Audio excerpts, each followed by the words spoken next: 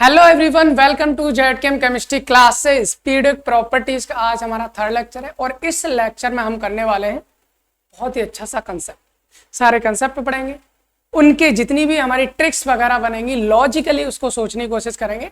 और वो टॉपिक है हमारा क्या, ionization energy, ionization enthalpy, ionization potential. से तीनों में से कोई भी नाम आ जाए, इनका तीनों का मतलब सेम है। चाहे वो आपसे आयोनाइजेशन एनर्जी के बारे में पूछे, आयोनाइजेशन एंथैल्पी के बारे में पूछे या आपसे आयोनाइजेशन पोटेंशियल के बारे में पूछे, तीनों का मतलब क्या है, सेम। ठीक है सर, अब हम बात कर लेते हैं सर आयोनाइजेशन एनर्जी या आयोनाइजेशन पोटेंशियल एक्चुअल में होती क्या है।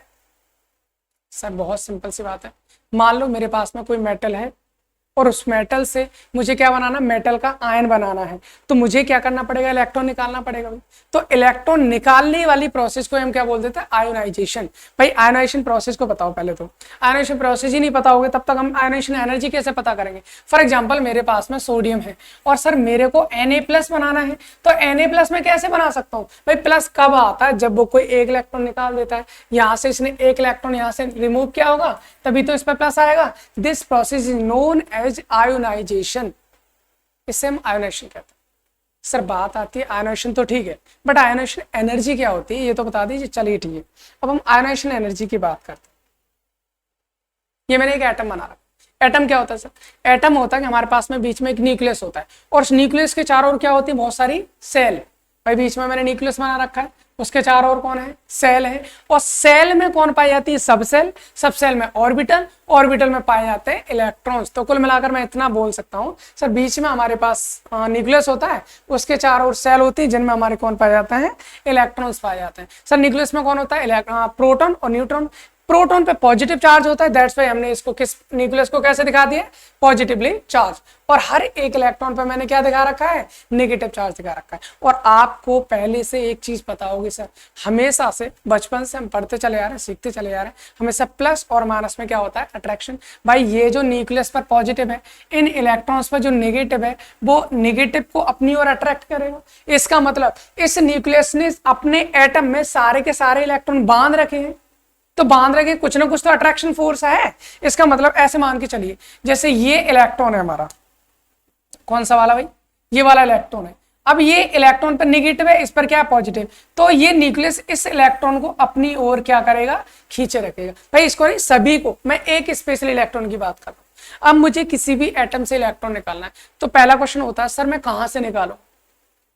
निकालने के लिए सबसे बाहर वाली सेल से। बाहर वाली सेल भाई ये है मेरी, सबसे बाहर वाले इलेक्ट्रॉन। क्योंकि आप सबसे पहले सबसे बाहर वाला इलेक्ट्रॉन निकाल सकते हो ना, आप डायरेक्टली अंदर वाला इलेक्ट्रॉन तो निकाल के आ नहीं सकते बाहर। सबसे पहले बाहर निकलेंगे फिर अंदर जाएंगे। इसका मतलब मुझे अगर कोई इलेक्ट्रॉन निकालना है तो मैं कहां से निकालूंगा भाई, सबसे बाहरी इलेक्ट्रॉन को बाहर निकालूंगा, मुझे निकालना है। सही है। अब एक चीज आपको पता है, न्यूक्लियस पे पॉजिटिव चार्ज है, इलेक्ट्रॉन पे नेगेटिव चार्ज है। इस पॉजिटिव ने नेगेटिव को अपनी ओर खींच रखा है, तो कोई ना कोई एनर्जी से तो खींच रखा होगा। अब मुझे इस इलेक्ट्रॉन को अगर बाहर निकालना है तो भाई मुझे कोई ना कोई एक्सटर्नल एनर्जी इसको देनी पड़ेगी। जब तक मैं इसको कोई एनर्जी नहीं दूंगा तब तक ये इलेक्ट्रॉन बाहर नहीं जाएगा। जो एनर्जी इसको दी जाएगी वही होगी हमारी क्या, आयोनाइजेशन एनर्जी। क्या होगी भाई, आयोनाइजेशन एनर्जी। और एक सबसे स्पेसिफिक पॉइंट तो यही है भाई, क्या पॉइंट है, ये जो एटम है हमारा, ये जो एटम है हमारा वो क्या होना चाहिए भैया, गैसियस एटम होना चाहिए, मतलब गैसियस स्टेट में। सर इसका क्या मतलब है भाई, देखो सुन, एक बार तो इसको समझ लेते हैं फिर इसका मतलब समझ लें क्या है। अब देखो किसी भी एटम से, मतलब कौन सा एटम भाई, गैसियस एटम। किसी भी गैसियस एटम की आउटर मोस्ट सेल से एक इलेक्ट्रॉन निकालने के लिए जितनी एनर्जी दी जाती है उसे हम बोलते हैं आयोनाइजेशन एनर्जी।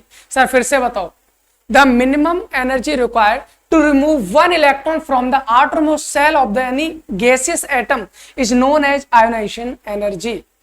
मैं जिसको जैसी जरूरत है वैसे लिख सकते हो आप। तो मैंने आपसे फिर से बता रहा हूँ, हिंदी में आपको लिखना है हिंदी में लिख लो, इंग्लिश में लिखना है इंग्लिश में लिख लो। क्या बोलेंगे सर, किसी भी गैसियस एटम से, किसी भी गैसियस एटम की सबसे बाहरी सेल से एक इलेक्ट्रॉन निकालने के लिए जितनी एनर्जी की रिक्वायरमेंट होती है दैट इज आयोनाइजेशन एनर्जी या आयोनाइजेशन पोटेंशियल या आयोनाइजेशन एंथैल्पी। मुझे लगता है इतनी बात समझ में आई। सर एक चीज समझ में नहीं आ रही, बस वो क्या है, सर आपने गैसेस एटम ही क्यों लिया, सॉलिड क्यों नहीं लिया, लिक्विड क्यों नहीं लिया। भाई इसका रीजन यहां से समझो, कैसे समझेंगे, देखो अगर कोई भी सॉलिड है मेरे पास, कोई भी सॉलिड है, मैं इसको एनर्जी दूंगा तो सॉलिड भाई कन्वर्ट होगा मेरा किसमें, लिक्विड में, और इसको फिर से मैं एनर्जी दूंगा तो ये किस में चेंज होगा भाई, ये चेंज हो जाएगा हमारा गैस में। और अगर मैं इसको एनर्जी दूंगा तो जाहिर सी बात है यहां से कौन रिमूव हो जाएगा, आपका इलेक्ट्रॉन रिमूव होना ही पड़ेगा, क्योंकि भाई मैंने क्या किया, मैंने लिया सॉलिड, गर्म किया, लिक्विड में चेंज होगा, और गर्म किया गैस में चेंज होगा, और गर्म काय में चेंज होगा, मजबूरन उसको इलेक्ट्रॉन एनर्जी लेने के बाद इलेक्ट्रॉन ही वहां से निकलकर भागेंगे। तो कुल मिलाकर ये है हमारा according to definition of ionization energy, हम क्या बोलेंगे, किसी भी गैसियस एटम की बाह्यतम यानी कि सबसे आउटर मोस्ट सेल से इलेक्ट्रॉन जो निकालना है उसी एनर्जी को बोलते हैं आयोनाइजेशन एनर्जी। मुझे लगता है इतनी बात आपको समझ में आ गई होगी। डेफिनेशन लिख दो, चलो लिख देता हूं डेफिनेशन भाई, लिख देता हूं, इधर है, देखिए हम क्या बोलेंगे, the minimum amount of energy required to remove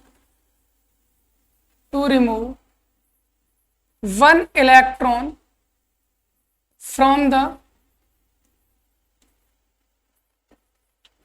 outermost cell of any gaseous atom is known as ionization energy। मतलब मैंने क्या बोला था, देखो सर इंग्लिश भी बहुत टिपिकल नहीं होती, आराम से समझ में आ जाएगी। देखना मैंने क्या बोला, the minimum amount of energy, यानी कि एनर्जी का minimum amount required to remove one electron, जो जरूरत पड़ रही है एक इलेक्ट्रॉन को रिमूव करने के लिए, from the outermost shell, सबसे बाहर वाली सेल से, ऑफ एनी गैसियस एटम, किसी भी गैसियस एटम के मॉलिक्यूल्स, किसी भी गैसियस एटम से, बस उसी को हम क्या कहते हैं, आयोनाइजेशन एनर्जी बोलते हैं। भाई इतनी बात समझ में आ गई। अब इसमें होता क्या है, इसका एक और कंसेप्ट समझ लेते हैं हम कैसे कहना चाह रहे हैं। सर मेरे पास में एटम कैसा होना चाहिए, गैसियस फेज में, जी का मतलब क्या है, गैसियस फेज में। अब अगर मैं यहां से एक इलेक्ट्रॉन निकालना चाहूं तो एक इलेक्ट्रॉन निकालूंगा तो क्या आ जाएगा, इस ए पर आ जाएगा पॉजिटिव। तो भाई मुझे क्या करना पड़ेगा, मुझे यहां पर एनर्जी देनी पड़ेगी, उसे मैं बोलूंगा आयोनाइजेशन एनर्जी। क्या बोलूंगा भैया, आयोनाइजेशन एनर्जी। और ये हमारी फर्स्ट आयोनाइजेशन एनर्जी होगी। फर्स्ट का मतलब क्या है सर, पहली आयोनाइजेशन, एक ही तो इलेक्ट्रॉन निकालना है। सर ऐसा हो सकता है दूसरा निकाल लें, बिल्कुल हो सकता है, क्यों नहीं हो सकता। मान लीजिए मेरे पास में पहले से एक इलेक्ट्रॉन निकला हुआ है और मुझे क्या करना है, अब दूसरा इलेक्ट्रॉन इसमें से निकालना है। तो अब क्या आ जाएगा भाई, पहले एक प्लस था, एक और इलेक्ट्रॉन निकल गया तो क्या आ जाएगा, इस पे अब दो प्लस आ जाएंगे, फेज गैस ही रहेगी हमारी।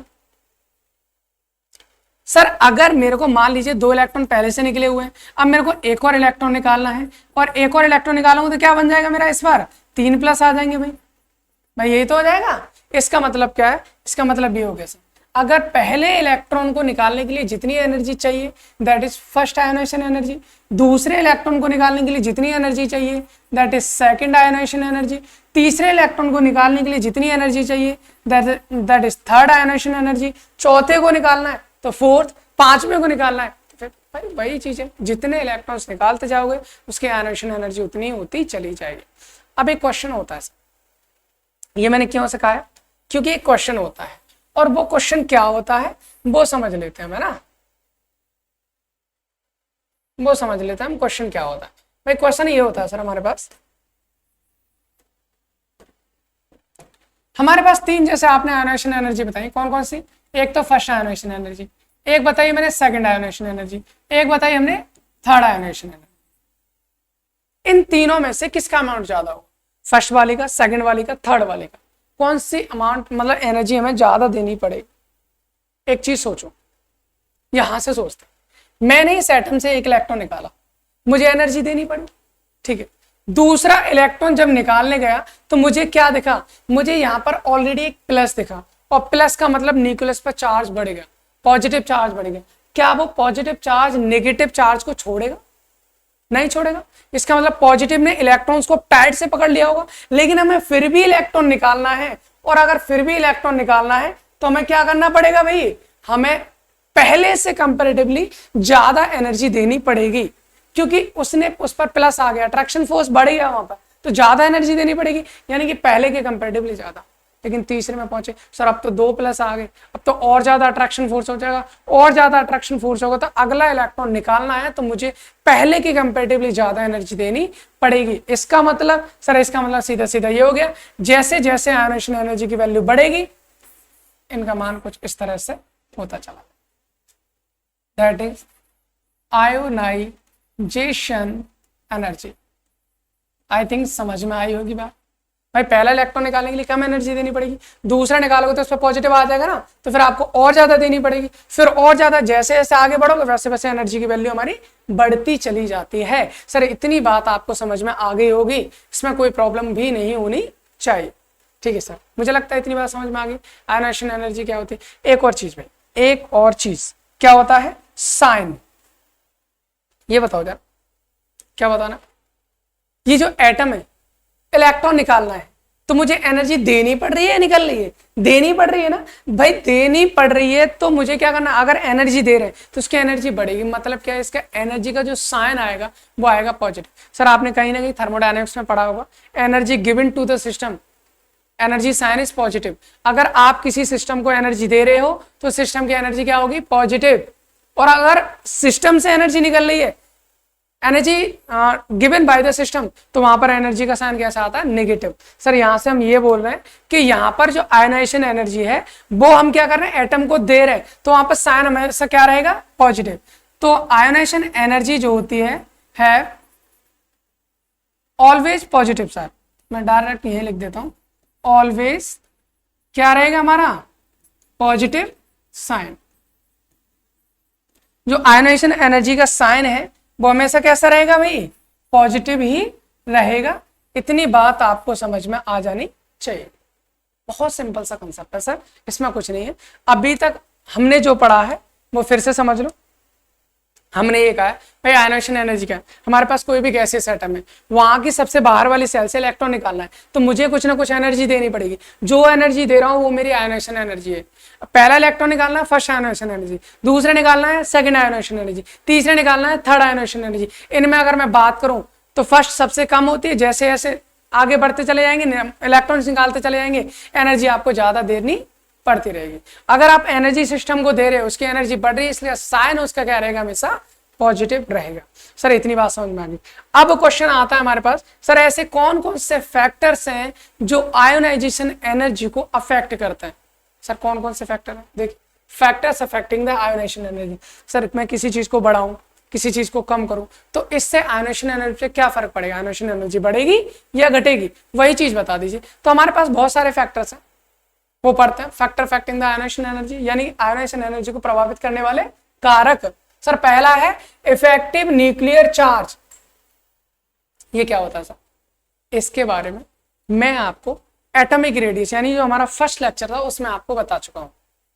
अगर नहीं देखा है तो जाके देख लिए। एटॉमिक रेडियस और उसके टाइप्स, उसको फैक्टर्स अफेक्टिंग, पीरियोडिसिटी, सारा कुछ खत्म हो गया। अब हम आयोनाइजेशन एनर्जी कर रहे हैं, इसके बाद इलेक्ट्रॉन एफिनिटी करेंगे, इलेक्ट्रॉन नेगेटिविटी भी करेंगे, स्लेटर रूल भी करेंगे, वो सारी चीजें करने वाले हैं। ठीक है ना? तो अभी हम बात कर ले इफेक्टिव न्यूक्लियर चार्ज। सर बढ़ेगा तो आयोनाइजेशन एनर्जी फर्क पड़ेगा, क्या फर्क पड़ेगा वो बताना। तो भाई आसान है, कोई प्रॉब्लम नहीं। एक चलो अगर अब नहीं समझ में आ रहा तो फिर से नॉर्मल मेथड में बता देता हूँ। हालांकि ये सारी चीजें मैं आपको पहले ही बता चुका हूँ, सही है? तो जाकर आप देख लीजिए उधर, अगर पॉसिबल है तो, और अगर नहीं है तो फिर मैं यही बताने की कोशिश करता हूँ। ठीक है? जैसे मान लीजिए ये एक एटम है, दूसरा ये मेरा एक एटम है। ठीक है भाई? अब मुझे क्या करना है? इलेक्ट्रॉन से, इसमें कौन है भाई? इलेक्ट्रॉन। यहाँ पर ये इलेक्ट्रॉन, यहाँ पर ये इलेक्ट्रॉन। ठीक है? बात क्या है? न्यूक्लियर चार्ज का मतलब क्या होता है? न्यूक्लियर चार्ज का मतलब होता है मेरा क्या? न्यूक्लियस पर जो जितना चार्ज होता है, मतलब जितना पॉजिटिव होता है, वो न्यूक्लियर चार्ज है।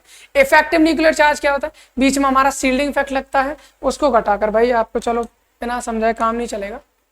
अगर आप पिछले देख के आ चुके हैं तो बहुत अच्छी बात है, नहीं देखिए तो फिर बहुत गलत बात है भाई आप, है ना? देख लें आप एक बार, देखिए। जैसे यहाँ पर बाहर वाले इलेक्ट्रॉन को मेरे को निकालना है, तो ये जो अंदर वाले इलेक्ट्रॉन होते हैं, ये जो अंदर वाले इलेक्ट्रॉन है, इन इलेक्ट्रॉन पे कौन सा चार्ज होता है भाई? नेगेटिव चार्ज होता है। कौन सा चार्ज होता है? Negative charge. तो ये नेगेटिव इस इलेक्ट्रॉन को क्या करते हैं? रिपल्सन करते हैं। और रिपल्सन करने की वजह से जितना चार्ज इस न्यूक्लियस पे होता है, उतना चार्ज इस इलेक्ट्रॉन पर नहीं लग पाता। तो जितना चार्ज न्यूक्लियस का है यानी न्यूक्लियर चार्ज से कम लग पाता है उस चार्ज को हम बोलते हैं क्या, इफेक्टिव न्यूक्लियर चार्ज। जितना लगेगा उसे क्या बोलते हैं, इफेक्टिव न्यूक्लियर चार्ज यानी जेड इफेक्टिव। और वो जेड इफेक्टिव क्या होगा भाई, जो यहां पर कितना चार्ज है वो एक्चुअल न्यूक्लियर चार्ज होता है। कितना होता है, एक्चुअल न्यूक्लियर चार्ज। अगर मैं एक्चुअल न्यूक्लियर चार्ज में से ये जो बीच में है इसे हम क्या बोलते हैं, इसे बोलते हैं सील्डिंग इफेक्ट। मतलब ये बीच में क्या कर रहे हैं, सील्ड बना रहा है इस इलेक्ट्रॉन और इस न्यूक्लियस के बीच में, तो इसे हम बोलते हैं सील्डिंग इफेक्ट या फिर स्क्रीनिंग इफेक्ट। अगर मैं न्यूक्लियर चार्ज में थे सील्डिंग इफेक्ट को माइनस कर दूं तो जो बचेगा वो मेरा क्या होता है, इफेक्टिव न्यूक्लियर चार्ज। कहने का मतलब वही है भाई, जितना ज्यादा न्यूक्लियर चार्ज बढ़ेगा तो मेरे इस आयोनाइजेशन एनर्जी में फर्क क्या पड़ेगा। तुम खुद सोच के देखो, अगर न्यूक्लियर चार्ज बढ़ा इलेक्ट्रॉन को और पास खींचेगा तो अट्रैक्शन फोर्स बढ़ेगा, और अट्रैक्शन फोर्स बढ़ेगा तो भैया आयोनाइजेशन एनर्जी आपको ज्यादा देनी पड़ेगी। यहां देख लीजिए, फिर से समझते हैं। सर यहाँ पर मेरा न्यूक्लियस, यहाँ पर दोनों का साइज लगभग सेम मान लीजिए, ये इलेक्ट्रॉन को अपनी ओर खींचेगा, ये भी इस इलेक्ट्रॉन को अपनी ओर खींचेगा। अभी मैं कह रहा हूँ इफेक्टिव न्यूक्लियर चार्ज, दोनों के केस में अगर मैं ये कहता हूँ इस पर मैंने न्यूक्लियर चार्ज बढ़ा दिया, इस पर जो मेरा पॉजिटिव चार्ज था वो मैंने क्या कर दिया, बढ़ा दिया, इस पर मेरा कम है। पॉजिटिव चार्ज बढ़ा, न्यूक्लियस का चार्ज बढ़ा, तो इस इलेक्ट्रॉन को और ज्यादा अपनी ओर खींचेगा, और अपनी ओर खींचेगा तो ये जो इलेक्ट्रॉन इस न्यूक्लियस के साथ टाइटली बाउंड हो जाएगा। अब टाइटली बाउंड हो जाएगा भैया तो होगा क्या, ये इलेक्ट्रॉन को बाहर निकालने के लिए जो एनर्जी दी जाएगी और ये इलेक्ट्रॉन को बाहर निकालने के लिए जो एनर्जी दी जाएगी इस वाले केस में और इस वाले केस में, इस वाले एटम की एनर्जी बहुत हाई हो जाएगी। कहने का मतलब ये, सर अगर न्यूक्लियर चार्ज बढ़ेगा, अट्रैक्शन फोर्स बढ़ेगा तो इलेक्ट्रॉन निकालने के लिए हमें एनर्जी ज्यादा देनी पड़ेगी। यानी कि हम बोल सकते हैं ionization energy is directly proportional to the, क्या हो जाएगा हमारा, इफेक्टिव न्यूक्लियर चार्ज। मुझे लगता है इतनी बात आपको समझ में आ गई होगी। हाँ भाई देखो, ये वाला फैक्टर आपको समझ में आ गया होगा। अभी मैं क्या करता हूं, अगले वाला फैक्टर लेके आता है ना, और अगला हमारा फैक्टर कौन सा है, size of atom. Sir size को अगर हम बढ़ाते हैं या किसी भी एटम का साइज बढ़ेगा या घटेगा तो उस पर आयोनाइजेशन एनर्जी का क्या फर्क पड़ेगा वो हम समझ लेते हैं। तो उसी को बिल्कुल सेम कंसेप्ट के साथ समझेंगे। जैसे हमने क्या किया, सर हमने कहा कि मेरे पास में एक एटम मेरा ये है, एक एटम मेरा ये हो गया जिसके चारों ओर ये हमारी क्या है, सेल्स, और दूसरा मैं ले लेता हूं आपको क्या, ये दूसरा मेरा एटम है और इसके चारों ओर भी क्या हो जाएंगे हमारी, ये सेल हो जाएंगे। सही है, ये सेल हमारी हो जाएंगे।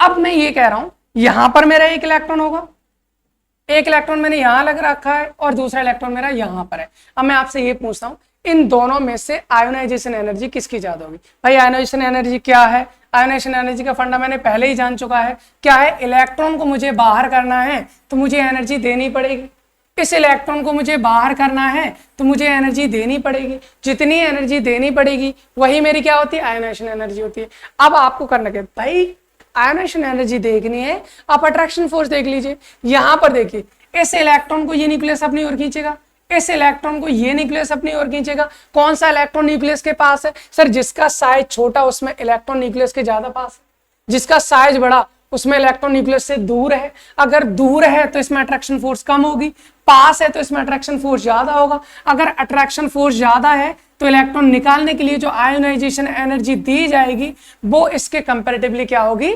ज्यादा। इसका मतलब मैं ये बोल सकता हूं सर, अगर साइज मेरा छोटा होगा तो आयोनाइजेशन एनर्जी ज्यादा होगी। Means ionization energy is reciprocal to size of atom. Size of atom मतलब क्या हो गया सर, मतलब ये हो गया हमारा कि अगर हमारा किसी भी एटम का साइज बढ़ेगा तो आयोनाइजेशन एनर्जी क्या हो जाएगी, कम। दो फैक्टर पढ़ लिए। अगर न्यूक्लियस पर चार्ज बढ़ेगा, अट्रैक्शन फोर्स बढ़ेगा, आयोनाइजेशन एनर्जी हाई हो जाएगी। इसलिए आयोनाइजेशन एनर्जी न्यूक्लियर चार्ज यानी जेड इफेक्टिव की क्या थी, प्रोपोर्शनल। लेकिन साइज बढ़ेगा, अट्रैक्शन फोर्स कम होगा, एनर्जी कम देनी पड़ेगी, आयोनाइजेशन एनर्जी कम हो जाएगी। इसका मतलब साइज बढ़ने पर आयोनाइजेशन एनर्जी कम हो जाएगी। ये दोनों एक दूसरे के रेसिप्रोकल हो जाए। मुझे लगता है इतनी बात आपको समझ में आ गई होगी। अब अगला करते हैं भाई, वो है सील्डिंग इफेक्ट और स्क्रीनिंग इफेक्ट। अभी हालांकि मैंने आपको बता दिया, जब कोई भी एटम हमारा होता है उस एटम के चारों ओर कौन होते हैं भाई, सेल होती हैं, और इन सेल में कौन होता है, इलेक्ट्रॉन होता है। भाई बाहर वाले इलेक्ट्रॉन को मुझे निकालना है तो बीच वाले इलेक्ट्रॉन क्या करते हैं, इसको बीच वाले इलेक्ट्रॉन पे भी कौन सा चार्ज होता है, नेगेटिव। ये नेगेटिव नेगेटिव इसको क्या करते हैं, रिपल्सन करते हैं, मतलब इनके अट्रैक्शन फोर्स को कम करते हैं। कुल मिलाकर इनका काम होता है इस इलेक्ट्रॉन और इस न्यूक्लियस के बीच जो अट्रैक्शन फोर्स लग रहा है उसको कम करने का। अगर ये इलेक्ट्रॉन मेरे को बाहर निकालना तो मुझे एनर्जी देनी पड़ेगी, वही तो आयोनाइजेशन एनर्जी होती है। ये शील्डिंग इफेक्ट जितना ज्यादा होगा इनके बीच अट्रैक्शन फोर्स उतना कम होगा, और अट्रैक्शन फोर्स कम होगा तो इलेक्ट्रॉन आसानी से निकल जाएगा, और इलेक्ट्रॉन आसानी से निकल गया तो हमें एनर्जी कम देनी पड़ेगी। कहने का मतलब सर एक चीज होगी, शील्डिंग इफेक्ट जितना ज्यादा होगा आयोनाइजेशन एनर्जी उतनी कम देनी पड़ेगी। इसका मतलब सीधा सीधा ये हो गया सर, जो हमारा आयोनाइजेशन एनर्जी है ये भी रेसिप्रोकल हो जाएगी किसके, शील्डिंग इफेक्ट के। शील्डिंग इफेक्ट के, शील्डिंग इफेक्ट जितना ज्यादा आयोनाइजेशन एनर्जी उतनी ही कम। मुझे लगता है ये वाला फैक्टर भी आपको समझ में आ गया होगा। सर अब आगे कोई और बचा, बिल्कुल बचा, 2 फैक्टर है बस, इसके बाद हम बात करते हैं। ये है हमारी पेनिट्रेशन पावर। अगला फैक्टर है penetration power. Sir penetration power को हिंदी में बोलते हैं भेदन क्षमता। क्या बोलेंगे हम, भेदन क्षमता। सर पेनिट्रेशन पावर क्या होता है आपको पता है, हमारे पास इसको ऐसे समझो, हमारे पास में सबसेल्स होती है, कौन कौन सी होती है सर, एस होती है, पी होती है, डी होती है, एफ होती है, ये 4 होती है सबसेल्स। बिल्कुल सर, न्यूक्लियस के पास सबसे ज्यादा कौन होती है, एस। एस न्यूक्लियस के सबसे पास होती है, फिर उसके बाद पी, फिर डी, फिर एफ। यानी कि अगर मैं आपसे किसी भी एटम की बात करूं, एटम में न्यूक्लियस तक सबसे अंदर तक पेनिट्रेट कौन कर रहा है, सबसे अंदर तक पेनिट्रेट कर रहा है एस, उसके बाद पी, उसके बाद डी, उसके बाद एफ। इसका मतलब सर सबसे ज्यादा पेनिट्रेशन पावर किसी होगी, एस। एस की, फिर पी की, फिर डी की, और फिर एफ की। मुझे लगता है इतनी बात समझ में आ गई होगी। सर पेनिट्रेशन पावर सबसे ज्यादा किसकी होगी भाई, पेनिट्रेशन पावर सबसे ज्यादा होगी हमारी एस की, उससे कम पी की, उससे कम डी की, और सबसे कम हमारी एफ की होगी।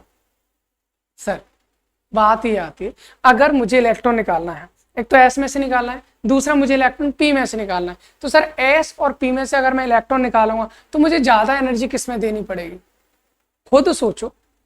एस और पी में से निकालना, एस न्यूक्लियस के पास है या पी, सर एस न्यूक्लियस के पास होती है। एस न्यूक्लियस के पास है तो एस वाले इलेक्ट्रॉन पर न्यूक्लियस का अट्रैक्शन फोर्स ज्यादा होगा। अगर अट्रैक्शन फोर्स ज्यादा है तो एनर्जी आपको ज्यादा देनी पड़ेगी उसको निकालने के लिए। इसका मतलब जितना ज्यादा पेनिट्रेशन पावर, आयोनाइजेशन एनर्जी उतनी ही ज्यादा। सर हमारा फैक्टर बहुत सिंपल सा हो गया, सर हमारा फैक्टर इतना सिंपल हो गया, हम आराम से कर सकते हैं। क्या कर सकते हैं, हम बोल सकते हैं सर जो हमारी आयोनाइजेशन एनर्जी है ये हमारी डायरेक्टली प्रोपोर्शनल होगी पेनिट्रेशन पावर के। किसके होगी भाई, पेनिट्रेशन पावर के। पेनिट्रेशन पावर जितनी ज्यादा होगी आयोनाइजेशन एनर्जी उतनी ही ज्यादा होगी। आई थिंक ये कंसेप्ट भी आपको समझ में आया होगा। सर अब हम करने वाले हैं एक लास्ट फैक्टर जो कि बहुत इंपॉर्टेंट भी है और आपको समझ में आसानी से आ जाएगा, इलेक्ट्रॉनिक कॉन्फिगरेशन। और सर यही फैक्टर है जो पीरियडिक ट्रेंड में कहीं ना कहीं वेरिएशन करता है। आयोनाइजेशन एनर्जी से जो क्वेश्चन आते हैं उसमें मोस्टली बच्चे क्या कर देते हैं, गलत कर देते हैं। उसका रीजन क्या होता है, वो पीरियडिक ट्रेंड पढ़ के जाते हैं, इधर से इधर जाने पर घट रहा है, इधर से इधर जाने पर बढ़ रहा है, लेकिन बीच में कुछ कहीं ना कहीं गड़बड़ हो जाती है। और वो गड़बड़ होने का मेन कारण हमारा ये वाला फैक्टर होता है, कौन सा, इलेक्ट्रॉनिक कॉन्फिगरेशन। सर इसको हम समझ लेना, हमारी प्रॉब्लम सॉल्व हो जाएगी। इलेक्ट्रॉनिक कॉन्फिगरेशन मतलब इलेक्ट्रॉनिक विन्यास। सर इलेक्ट्रॉनिक विन्यास में क्या होता है, आपको मैंने जब बेसिक कंसेप्ट ऑफ केमिस्ट्री पढ़ाया था, हमारी इस चैनल की सबसे पहली प्लेलिस्ट थी, आप जाके चेक कर सकते हो, उसमें लगभग 4 से 5 लेक्चर है हमारे। उसमें मैंने सारा जो बेसिक केमिस्ट्री है जिसको हमें केमिस्ट्री स्टार्ट करने के लिए पढ़ना जरूरी है, वो सब मैंने वहां पर सिखा रखा है।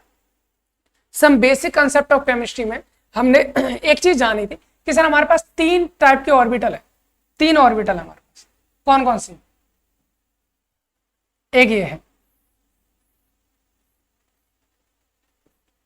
पी ले लेता हूं मैं, आप चाहो तो डी ले सकते हो, आप चाहो तो एफ ले सकते हो, किसी को भी ले सकते हैं।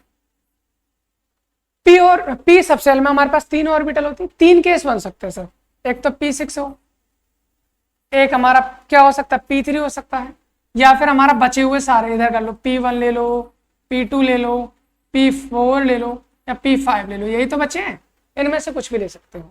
अच्छा इनको थोड़ा सा ऊपर ही ले लेते हैं, कंसेप्ट तो सीखना है। चलिए अगर हमने इलेक्ट्रॉन्स भरूं, इलेक्ट्रॉन कितने 6 हैं, तो 1 2 3 4 5 6, इसमें 3 है, 1 2 3, यही। इसमें P1 P2 P3 P4 किसी को भी ले लो, मान लो मैंने P2 को ले लिया, तो क्या होगा 1 2। सर यहां पर अगर मैं बात करता हूं तो यहां पर क्या हो जाएगा, अगर मैं इसको बोलूं ये क्या चीज है भाई, ये है हमारा क्या, इसको बोलेंगे फुलफिल्ड। क्या बोलेंगे इसको, फुलफिल्ड। ये हमारी फुलफिल्ड ऑर्बिटल हो जाएगी, पूरी भरी है ना, कोई इलेक्ट्रॉन आ तो नहीं भाई। ऑर्बिटल में 3 ऑर्बिटल है इसके पास, एक ऑर्बिटल 2 इलेक्ट्रॉन आते हैं, 3 में 6 आ गए, फुलफिल्ड हो गए। सर इसमें क्या है, ये है हमारा हाफ फिल्ड। क्या है, हाफ फिल्ड, मतलब आधी भरी हुई है। ये ना तो पूरी भरी है ना आधी। भाई इनमें से जब आप किसी को भी रखो P1 P2 P4 P5, तो इनमें से ना तो ये आधी भरी होगी ना ही पूरी भरी होगी, इसलिए इसको हम बोलते हैं पार्शियल फिल्ड।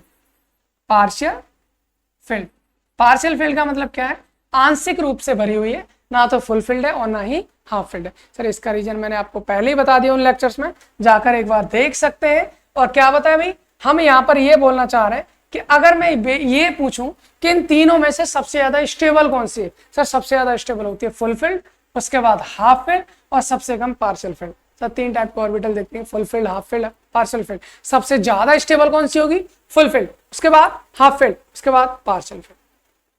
सर सबसे ज्यादा स्टेबल। अब एक बात बताओ, अगर सबसे ज्यादा स्टेबल कौन है, हमारी फुल फिल्ड है, और दूसरा क्या है मेरे पास, पार्शियल फिल्ड है। अब मुझे एक इलेक्ट्रॉन यहां से निकालना है और दूसरा इलेक्ट्रॉन यहां से निकालना है, कहां एनर्जी ज्यादा देनी पड़ेगी, खुद सोच के देखो। सर स्टेबल है, स्टेबल है तो वो इलेक्ट्रॉन को जाने ही नहीं देगा, क्योंकि उसकी स्टेबिलिटी खत्म हो जाएगी ना, तो वो इलेक्ट्रॉन को निकलने ही नहीं देगा। निकलने नहीं देगा, आपको निकालना है जबरदस्ती, तो क्या करना पड़ेगा भाई, ज्यादा एनर्जी देनी पड़ेगी। इसका मतलब क्या है, सर जो इलेक्ट्रॉनिक कॉन्फिगरेशन जितना ज्यादा होता है, मतलब जितना ज्यादा स्टेबल होता है, उसकी आयोनाइजेशन एनर्जी उतनी ही ज्यादा होगी। सर यहां से मैं एक चीज बोल सकता हूं, यहां से मैं एक चीज बोल सकता हूं, क्या बोलूंगा यहां से मैं एक चीज, वो मैं ये बोल सकता हूं कि सर जो आयोनाइजेशन एनर्जी है, जो मेरी आयोनाइजेशन एनर्जी है, वो डायरेक्टली प्रोपोर्शनल हो जाएगी मेरे किसके, स्टेबिलिटी ऑफ क्या, इलेक्ट्रॉनिक कॉन्फ़िगरेशन, इलेक्ट्रॉनिक कॉन्फ़िगरेशन। भाई इलेक्ट्रॉनिक विन्यास के जो जितना ज्यादा स्टेबल होगा, उसकी हमारी आयोनाइजेशन एनर्जी उतनी ज्यादा हो जाएगी। मुझे लगता है ये फैक्टर भी आपको समझ में आ गया होगा। तो हमने कितने फैक्टर पढ़े सर, 5 फैक्टर। इससे एक क्वेश्चन समझ लेते हैं। जैसे मेरे पास में एक क्वेश्चन आता है, उसको हम आगे यूज करेंगे, और वो क्वेश्चन क्या है, मेरे पास नाइट्रोजन है सर, मेरे पास ऑक्सीजन है सर, इन दोनों में आयोनाइजेशन एनर्जी किसकी ज्यादा होगी, करके देख लो भाई। इसका एटॉमिक नंबर 9 होता है, इसका कितना होता है, 10 होता है, सॉरी 10 बोल रहा हूँ, इसका ना कहाँ पहुंच गया, नाइट्रोजन, इसका एटॉमिक नंबर 7 होता है, और ऑक्सीजन का कितना होता है, 8 होता है। अगर इसको हम करें, वो दूसरे क्वेश्चन पे एक्चुअली पहुंच गए, कोई बात नहीं, यहाँ पर देखते हैं। नाइट्रोजन का 7 होता है, कैसे करेंगे, 1s2, फिर 2s2 और फिर 2p3। सर इसका कैसे करेंगे, 1s2 फिर 2s2 और फिर 2p4। भाई एस में 2 इलेक्ट्रॉन रहते हैं, फुल फिल्ड है, एस में 2 इलेक्ट्रॉन फुल फिल्ड है, पी में कितने 6 इलेक्ट्रॉन रहते हैं, 3 है, 1 2 3, फुल फिल्ड। पी में कितने इलेक्ट्रॉन है, 4, 1 2 3 4, यही तो है। एक देखो, एक चीज देखो जिसको मैं दिखाना चाह रहा हूं, वो देखो क्या दिखाना चाह रहा हूं सर, ये है हाफ फिल्ड, क्या ये, this one is half filled, और ये क्या हमारा, ये है पार्शियल फिल्ड, ये है पार्शियल फिल्ड। भाई क्या कहना क्या चाह रहे हो, कहना ये चाह रहे हैं sir, half filled partial field से ज्यादा स्टेबल होती है, ज्यादा स्टेबल होती है, तो इसमें से इलेक्ट्रॉन निकालना थोड़ा क्या है, मुश्किल है। तो भाई अगर हम पूछे नाइट्रोजन में, ऑक्सीजन में आयोनाइजेशन एनर्जी किसकी ज्यादा होगी, तो नाइट्रोजन की ज्यादा होगी। क्यों ज्यादा होगी भाई, क्योंकि नाइट्रोजन में हाफ फिल्ड इलेक्ट्रॉनिक कॉन्फिगरेशन होता है, जो कि स्टेबल होता है। तो मुझे लगता है इस लेक्चर में आपको जो हमारा आयोनाइजेशन एनर्जी, उसका कंसेप्ट समझ में आया होगा। आयोनाइजेशन एनर्जी क्या होती है ये समझ में आया, आयोनाइजेशन एनर्जी कौन कौन से फैक्टर्स अफेक्ट कर सकते हैं ये भी समझ में आ गया। अब अगले लेक्चर में, जो कि फिर से आयोनाइजेशन एनर्जी का आने वाला है, उसमें पीरियडिक ट्रेंड्स पड़ेंगे। लेफ्ट टू राइट जाते हैं क्या फर्क पड़ेगा, अप टू डाउन जाएंगे क्या फर्क पड़ेगा, बीच में अगर कोई वेरिएशन आता है तो क्या फर्क पड़ना है ना, और उससे रिलेटेड सारे क्वेश्चंस। तो उसके लिए वेट करिए, और भाई इसको, चैनल को, लेक्चर्स को शेयर करो जिनको जरूरत है। Thanks for watching.